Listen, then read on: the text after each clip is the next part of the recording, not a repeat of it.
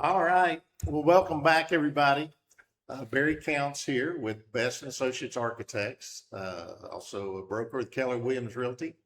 We are continuing our series on why hire an architect.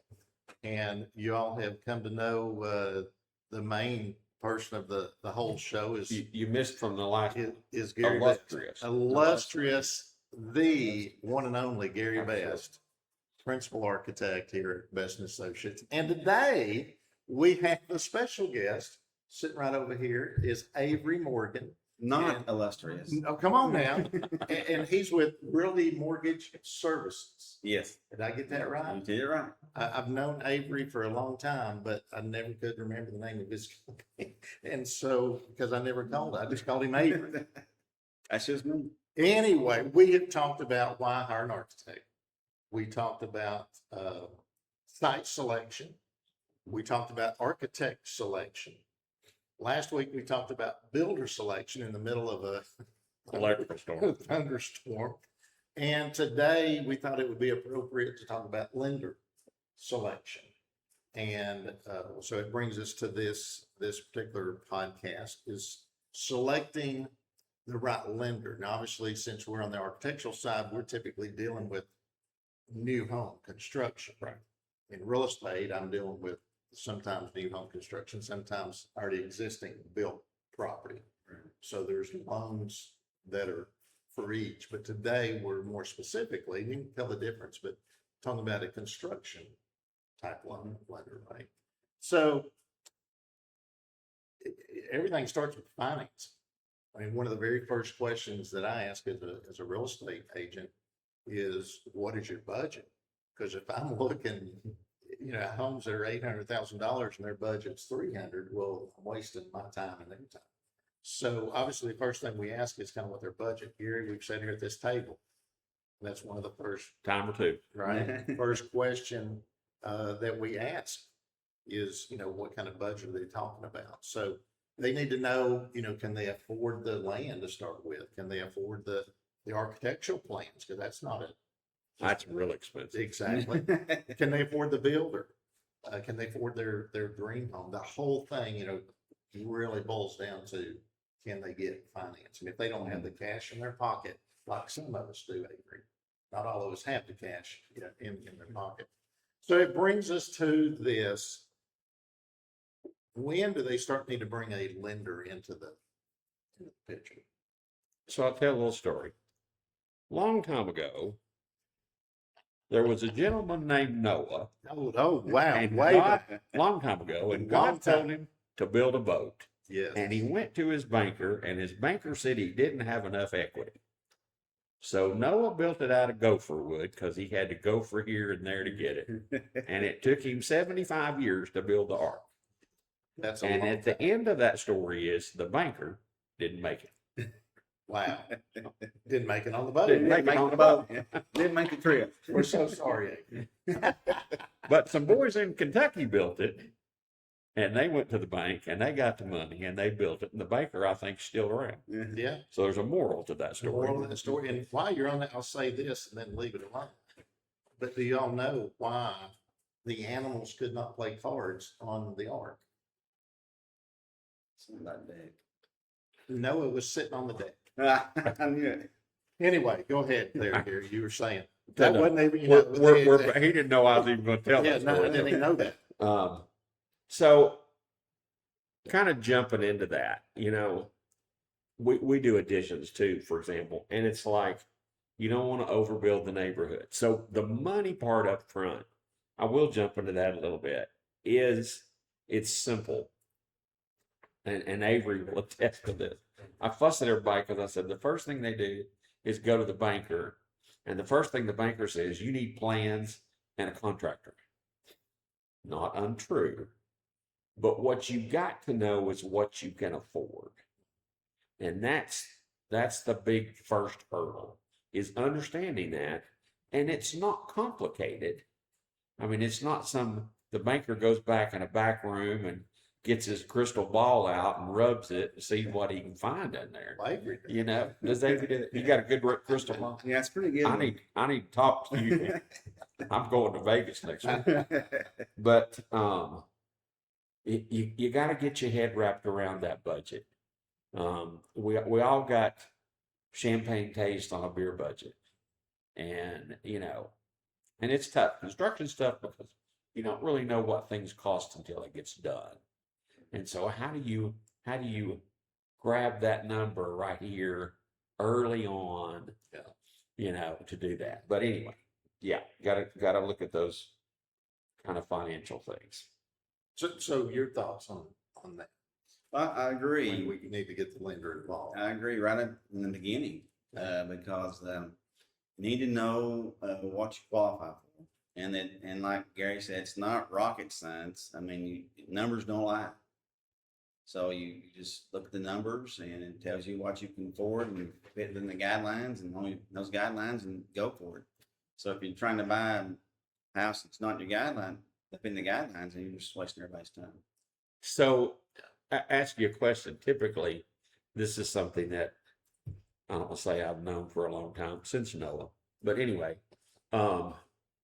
we usually tell our people that you can afford, from a mortgage standpoint, 25 to 33% of your take-home income is what you can typically look at swinging in a mortgage payment. Is that still kind of halfway true? Yeah, that's true. I mean, that's the beginning. Yeah, that's true. There's there's different loan types, Right. and each loan type has different guidelines, and that debt to income ratio, what you're talking about, is certain amounts. Think of it this way: there's a box, and you've got to fit in that box. Right. And usually that box is a percentage of your income. And if you're in that box, you're good to go. If you're outside the box, sorry, Mhm. let's shrink what we're asking for. He looked at me. when he Yeah. said, Sorry. Well, but that's my point. And it's like, if you're sitting here looking and you're wanting to build $1 million house and you make $1,000 a week, you're not going to get there. No, you're outside the box. Exactly. You know, Exactly. You need to reduce your expectations. A little bit. And people can do little things before they even waste everybody's time. Look at what you make a month. Go on the internet and look up a mortgage calculator Mhm. and punch some numbers in. You're going to tell real quick. You say, well, interest rates are different. Sure. But you're going to be close. Yeah. You're going to see that if I make $1,000 a week, I can afford this much mortgage. And so that puts you immediate. So then when you come talk to me, then I'm going, okay, here's what you can afford. Yeah. And we look at it from a square foot number as well as what do you make, without getting into people's finances too much. Yeah. Yeah. Exactly. Yeah, but you're right, Gary. It's the percentage of your income. Yeah. That's a good way to look at it. So obviously there's different types of lenders. So a lot of people just think if they're getting ready to build a house, they go in a bank and just ask for a loan. But if they're building one, I'm assuming they need to do a construction loan. type Yes. thing. And can you just kind of share a little bit about maybe the difference between a normal loan to buy an existing house versus a construction loan, which most of our people on this side need? And obviously, maybe the difference between you're a broker, you have your own broker Yes. versus a big brick and mortar, big fancy, large Bank. commercial bank. So you don't do checking accounts. So, Right.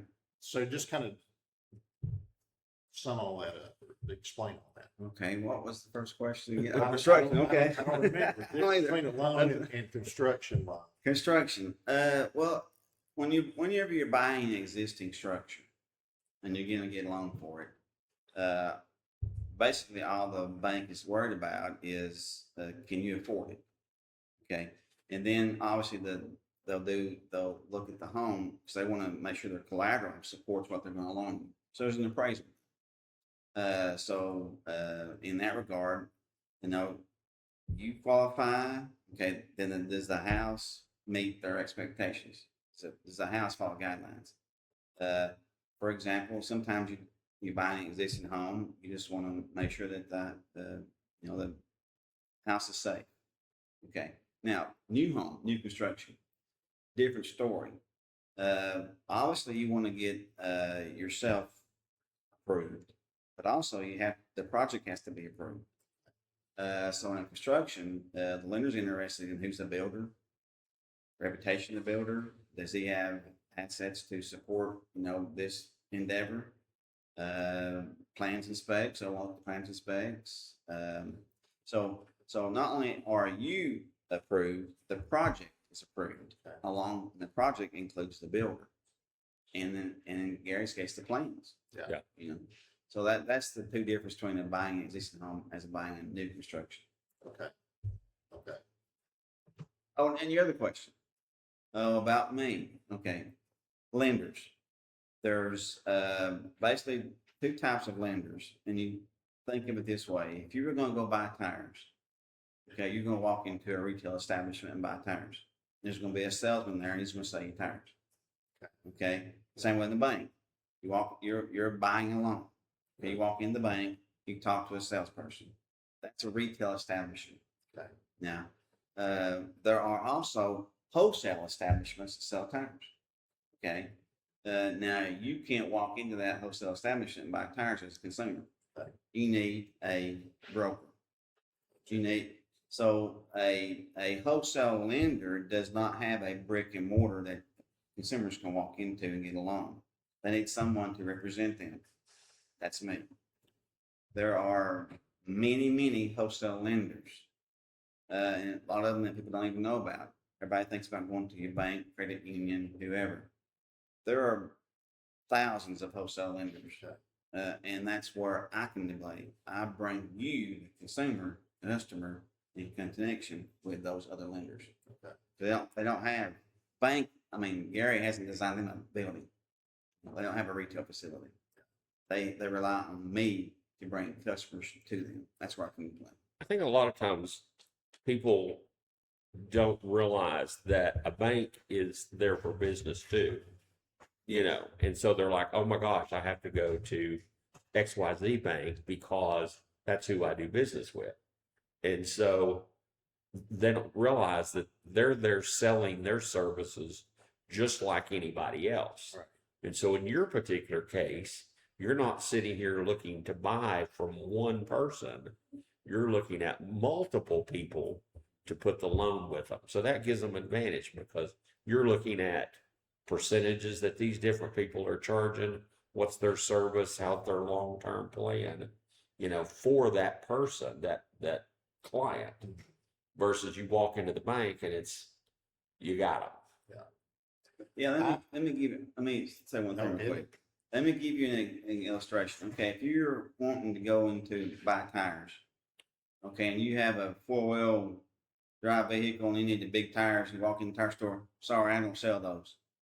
Okay, so you need to go find another outlet, and a wholesale maybe provide those. Same way with a loan, you may have a special loan. Construction loan is special. Okay, Right. and you go to the bank, says bank, sorry, we don't have it. I can't do those for you. Right. Or you need to go to a wholesale person who can help Yeah. you in that particular endeavor. What was you gonna say? I'm sorry, Barry. Well, no, it's just, I always laugh at this little story.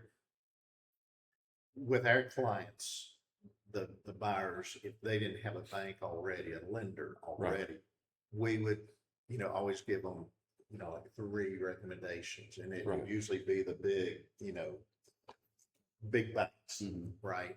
That everybody's heard of. It'd be usually those. And if they get turned down there because they have just their criteria, if it doesn't fit in that box, Yeah. you're out. They're out. And so then you go to the next lender, bank, and then fit in that box, you're out. So when I always would strike out with these big boxes with certain clients, I'd call Avery. Avery, work your magic. And he most of the time could work that magic. And it was people, and I'm not knocking anybody because we all go through some tough times sometimes. But sometimes it was poor credit, sometimes it was no credit, sometimes it didn't make enough money. So just debt to income ratio. There's a lot of different things. and big majority of those times Avery could help. Right. Well, like But I it was say, a task, but hang on one second, I'll shut up. okay. He finally told me one day, Barry, I can do the easy ones too. Bring me some of the good ones too. Don't just give me the hard. The See, hard that's like us. People bring me the problem lots Yeah. in the subdivision, Uh-huh. and they're usually the last one or two that nobody's built on Right. because they feel like that they're so difficult. So I know the feeling. Yeah. Well, so thank you for kind of explaining all that. So then I guess everybody's kind of wanting to know, how much money do I need? Obviously, Gary's going to give him an idea of what his plans are going to cost. He will do a estimate of what he thinks the construction is going to cost. So kind of walk us through, maybe down payment, closing costs, are you looking at cash reserves, contingency, just whatever. I'm Yeah. talking way above my head here, Avery. So Well, jump in. okay, whenever you come into a new construction project, most lenders are going to require you to have some skin in the game, down payment. Okay. Okay, they're not going to give you you build a house and give you 100% financing. That dog don't hunt. Yeah. Okay. Yeah. So they want you to have usually 20% down. 20%, okay. 20%, usually what they're going to want you to have. Now that's going conventional. FHA has programs for lending where you can do a construction and they only require 3.5% down. So really it's a per case basis. Okay. Everybody's different. Everybody's finances are different. Your fingerprint's different, so is your financial situation. So whatever criteria that you need to get a loan, that's the lender's responsibility to put you in there. Yeah. But there is going to be a down payment requirement. They're going to want you to have the financial ability to have some reserves. They want you to the contingency. Most of them want 10% contingency, some 15, some 20. Okay. Because when you build a house, things come up.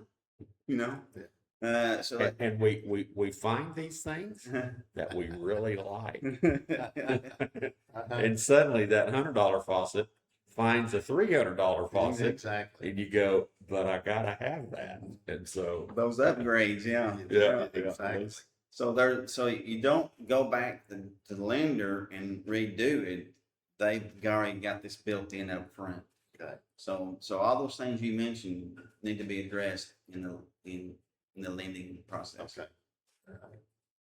What are some of the documents that you need from the client? Like, what do they need to bring? A year example. There you go. I'm kidding. I'm kidding. Exactly. No, Firstborn child. Yeah, firstborn child. No, they'll want income docs. So they want bank pay stubs, W-2 forms. They want 2 months bank statements. They just want a picture of your financial situation. And bank statements is a good picture. Pay stubs tells what you made, and W-2s past earnings. So they need to verify your assets and your income. And Okay. sometimes tax returns. If you're self-employed, tax returns. But if you're an employee, usually you can get by with just pay stubs and W-2 forms. Okay. But always need your assets, your bank statements. So, and this is probably still for both of y'all, but are the lenders looking for site plans and architectural plans? so let's go back there. elevations? To me, banking is two parts. The first part, like I said, beginning, you gotta kind of know where you're at. Yeah. You can't buy a Cadillac when you got a Volkswagen budget. Yeah. So you gotta first. Volkswagen. Yeah, we started with Volkswagen. Yes. So you got to get that in your head first. And whether that's a preliminary meeting with your banker or not, that's not a bad thing. We say, go see them. When they tell you that they want plans and estimates, then just reach across the table, smack them and say, I'm not to that point yet. Because at that point, you need to know where to start from. Right. You're not coming to me and say, hey, and we usually do that. I call it the sticker shock that we do with the clients when they Yeah. first come in, because they don't usually know what construction cost is. And so we go, look, by the way, do you realize that this house is going to cost you $1 million? And they're like, we thought maybe 250. And I'm going, well, we're not in the same ballpark, you know. So the second phase is that it's coming back to you with this document package. And in that phase, you are going to have your plans, you are going to have your specifications. You should at that point have an estimate from the contractor so that the bank and you both kind of know where you're at, if that makes sense. Yeah. So kind of jump back just a little bit on one we kind of brushed over. Everybody's a little bit afraid in understanding what a construction loan is. So a construction loan is like a line of credit that you haven't used yet. Okay? So you're going to go to the bank and I'm going to tell you that you need $1 million to build this house.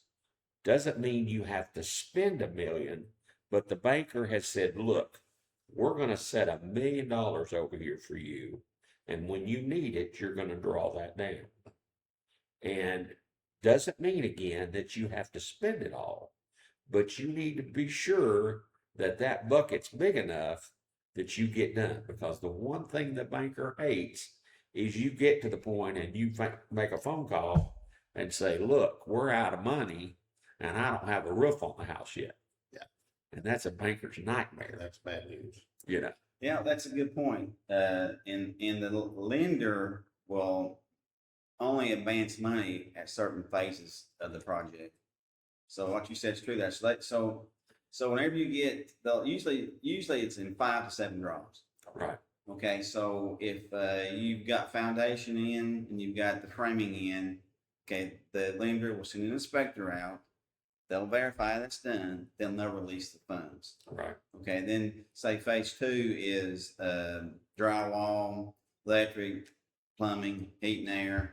Okay, then they'll come in and say, okay, that's phase 2 is complete. Inspector goes out. Good, release the funds.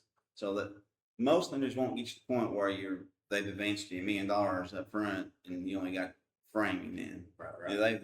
They got safeguards to protect. Well, if you remember with our contractor last podcast, I mean, that was the thing. And we said, be careful of the contractor that wants a chunk up front.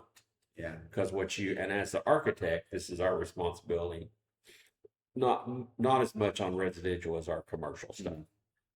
The banks are looking to me to say, you've not advanced them more money than what they've done.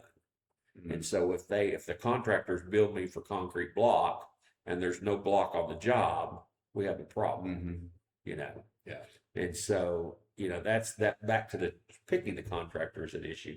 But the bank also, they're the guardians a little bit of that money to make sure that the contractor doesn't get ahead of you. But you also are somewhat limited to how many draws, you're going to get. That's true. It's true. The banker does not want you to get upside down in the property. Yes. I mean, they want you to be, this far along, this much money, this far along, this much money. Then we get to the end, final draw, everything's done, and we're all good. Yeah. And so back to the contractor thing, just for a quick second. I got 2 seconds. Okay. Is your contractor needs to be with wherewithal that he can do that.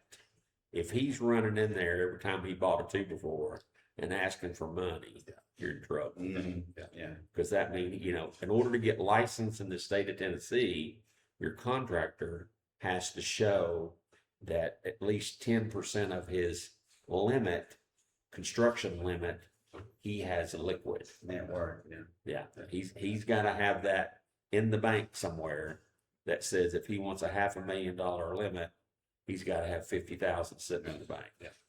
So let me say something too about what your question about plans and specs, and what Gary said is true. You meet with the bank initially to get pre-approved. Okay.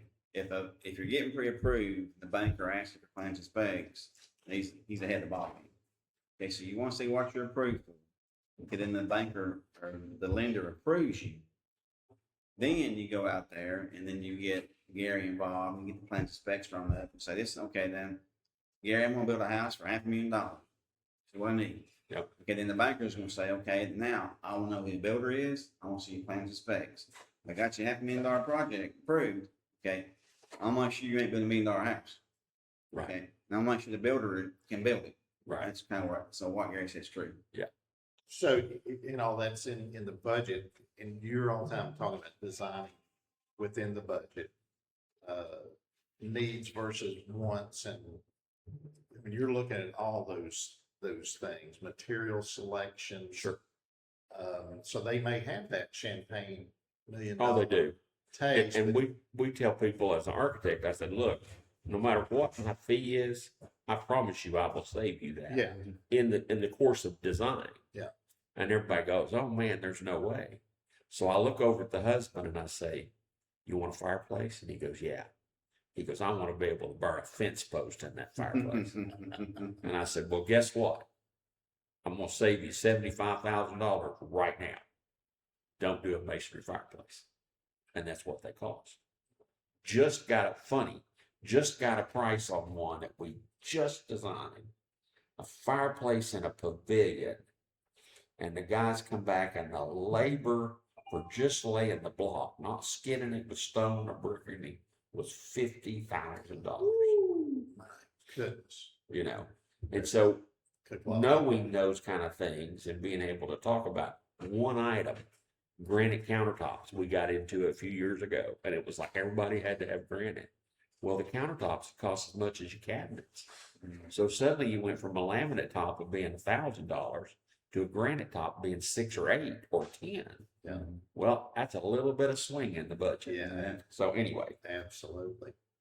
So you mentioned earlier in the conversation, the appraisal. That's got to be a lot different doing an appraisal for an existing built home versus a home that area's got paper that's not been built yet. Yeah. So you want to, both of y'all want to touch on that? Well, I'll just tell you on the lending side, what'll happen is, that's why the lender wants the plans and specs, because he will forward those to the appraiser. And the appraiser will look at the floor plan, and then what he'll do is he'll go out there and try to find comps for that floor plan, and that square footage. And then he will appraise the house based on those plans and specs. right. And then he'll issue an appraisal based on that. Now, when construction is completed, he'll go back out there and make sure that the house is done those plans and specs, and to reaffirm his value. Sometimes he'll bump it up because of upgrade or something. Sometimes he'll bump it down. It don't bump down very often. No, Yeah. not very often. Agreed. Well, if it bumped down, what would that do to the loan? But I guess the loan's already been approved. It's already been approved, but that just means that I got to put more skin in the game. Yeah, it's not coming out of my pocket as the buyer. Right. Yeah. Not the lender, the buyer. Avery, thank you, man. No, me the buyer, not me the lender. I thought I got that recorded, right, Madison? We got it recorded? Okay, we heard it. Did you have Yeah, anything else you want to say? No, I'm good.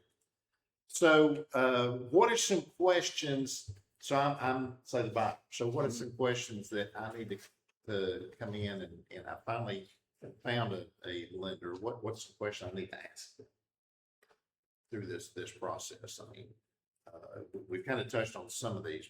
Obviously, they need to be offered construction. Need to offer construction loans, need to find out that, well, Well, I was just gonna say fees, rates, interest rates. How do you handle your draws? Is that one up front and one at the end, or we got multiples in between? So one thing I'll bring up, and I'll apologize for being old and ignorant, but I do good at that. Used to, you got a construction loan, and when the end of construction happened, it rolled right into a permanent loan without a closing or anything.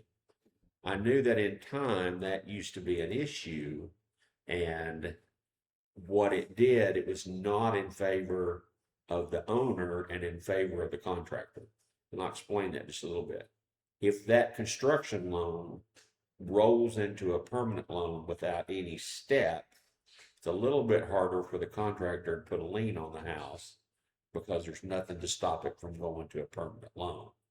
But if there's a step there, he has a better shot at pulling that off. Now, in the world, in our world, we put in, you always have to file a notice of completion, has to be published with the, you know, through the newspaper and that kind of stuff. But I know I've had projects that got stuck because they couldn't roll into that permanent loan because the contractor held them up.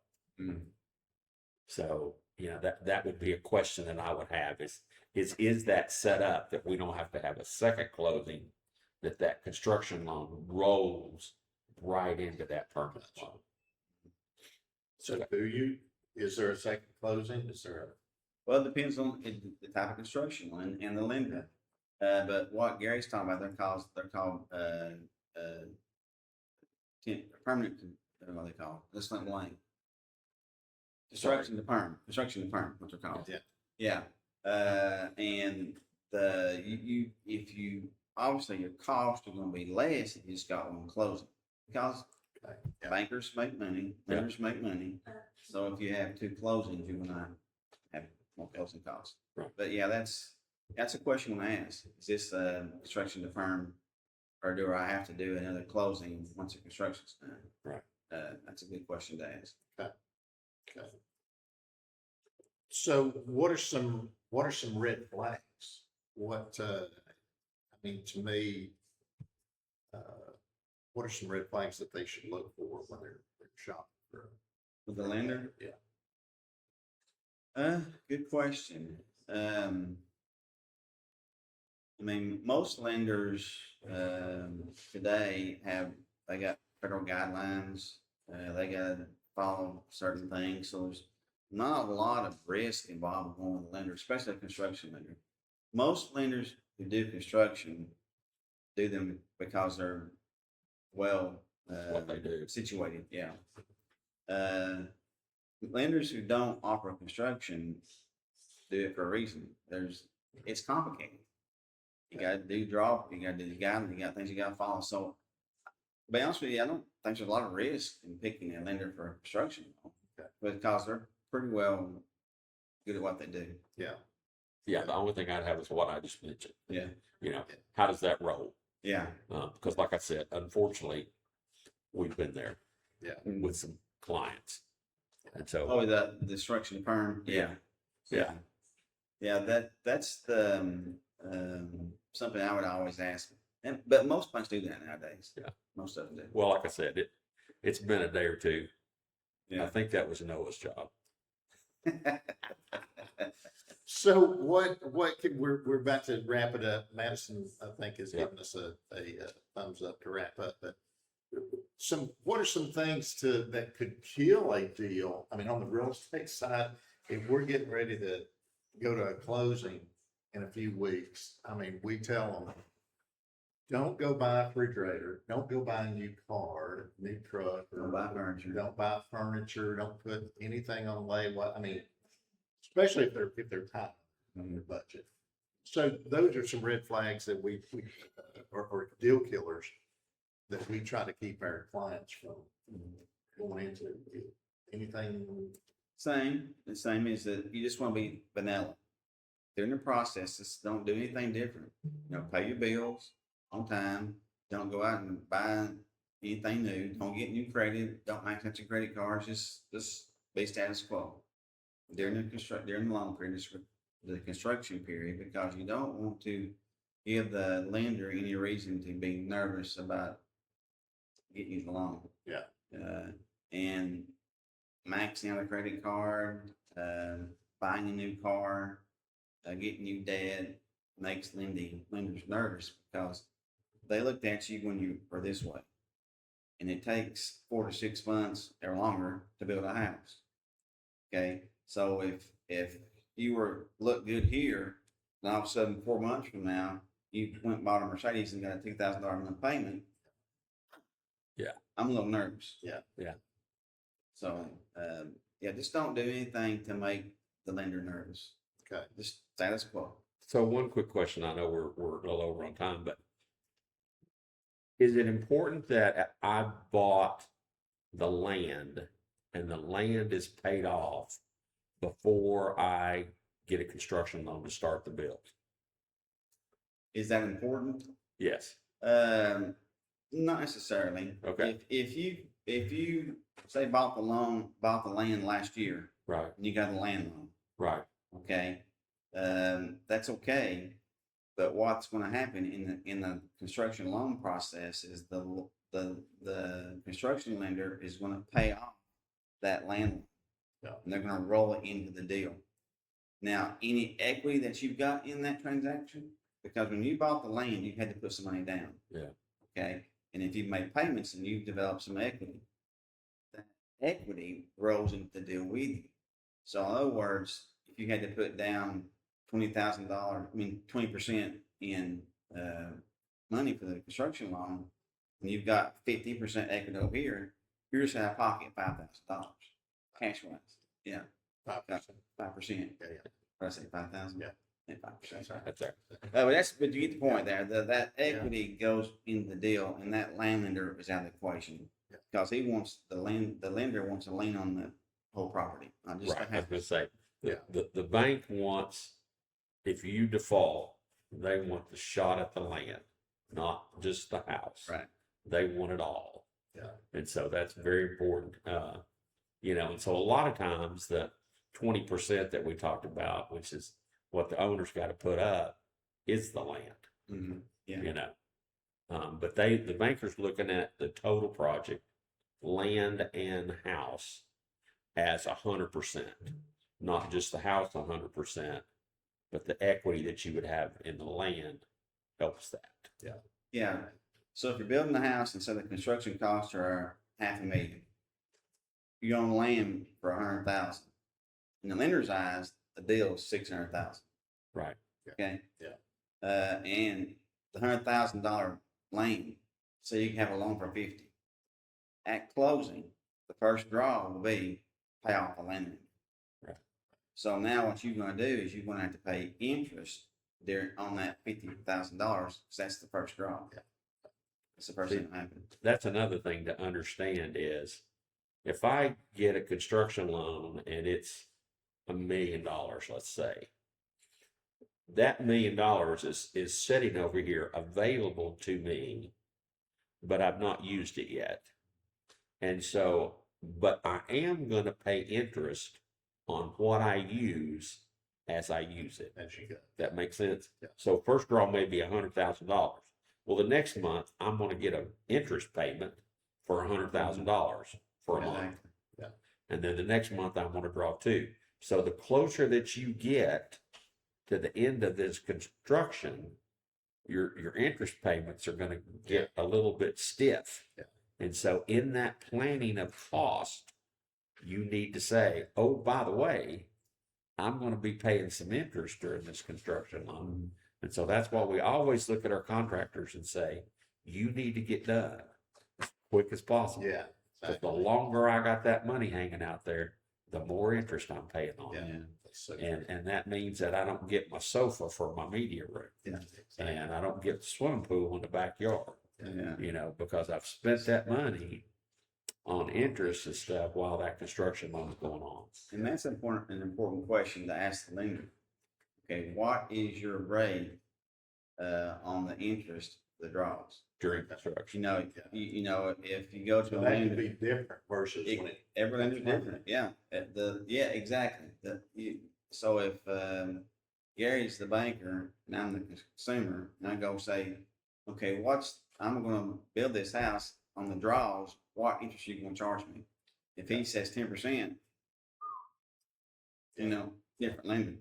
Yeah. But if he says 6.5%, that's kind of market rate. Okay, good deal. Okay, we're good. Okay, but the interest rate during the construction period is going to be different than the permanent finance.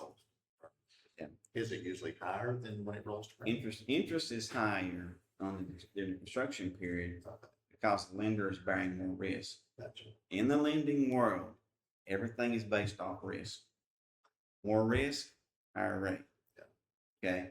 So in the construction period, the lender bears more risk because if builder goes belly up, buyer says get divorced, don't want the house anymore, and I'm stuck with it as a lender. Yeah. So I'm charging you that higher interest kind of mitigate my risk. Other quick thing, and then We don't do anything quick. and we seem to get worse. We get a little bit longer each time. Madison's trying to control it, but it's not working. Yeah, we're so sorry.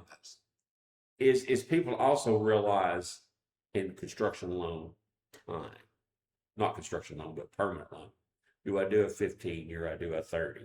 And, again, that all goes back to what can I afford? Yeah. You can take a 30-year loan, and because the way the amortization works, in the front end, you're just paying interest. Yeah. You're paying very little on equity. Yeah. 10 years down the road, you look, how much have I got invested in this house? And you look at what you paid in, and it really isn't pretty. It's scary. But you can take that mortgage, that 30-year mortgage, and when you can, is you pay a little extra, that's pure principal. Yeah. And it takes that loan down. You can turn a 30-year loan into a 15-year loan by just doubling your payments. But the beauty of the 30 is if I get stuck one month and I can't swing it, the next month the banker's not coming to see me and say, give me the keys. Yeah, that gives me the consumer options. If I want to pay more, then I pay more. But let's say that my car broke down and I got to spend $2,000 on repairing my car. And if I've got a 30-year mortgage, I can swallow that payment. If I got a 15-year mortgage, I've got to make that payment. Exactly. Say that what Gary's saying is that it's good to have options. It's good to have options. Absolutely. Well, Madison said we need to wrap it up. So final advice that y'all would give, and then we're going to close. And I think mine, and we talked about this before with the architect, because you spend a lot of time with these clients, architect, the builder. I don't know if it's as much time with the lender it is the builder and the architect, but those certainly become about a relationship, which I think is key. I certainly would not want to have a relationship with my lender that was at this area. So I think relationship is important. Yes. How do you all want to just your final advice with dealing with lender? If you can take your lender out for lunch, that's a good thing. There you go. And I think knowing the budget before we start the whole process is key. And I like lunch. Well, you're going to develop a relationship with the lender because he's going to get into your personal business. Yeah. So A lot. you want to have someone that you kind of halfway like. And listen, you're not going to like everybody. So if you go talk to a lender, you don't like him, go find somebody else. That's what I say. Banking's a business. Yeah. Don't feel like that you just have to go to one. Yeah. It's a business. They're selling their services just like everybody else. Yeah, Absolutely. so but I'm pretty likable. So I think I can vouch for that. You are. I always tell people, I said, if you all think I talk funny, wait till you listen to Avery. I mean, you talking about Southern, right? That's right. So, we don't make fun of each other, but I just always glad that Avery's around because I'm not the only one speaking. So I'm just a country boy. We appreciate having you. That's been a pleasure. Pleasure. Absolutely. So Gary took the words right out of my mouth. We want to thank you for being here, Gary. My Always pleasure. thank you. Yeah. Thank our listeners. Hopefully you've learned something. You need a team. You need an architect. You need a builder, a realtor, Okay. a lender, a realtor.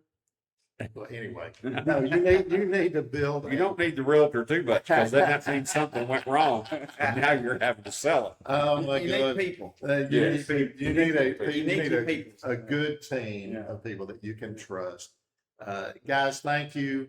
If you learned anything or if you liked anything, like it, share it, subscribe to it, whatever else they do. Madison, is that what they do? Like, share, subscribe? Okay, do all those things.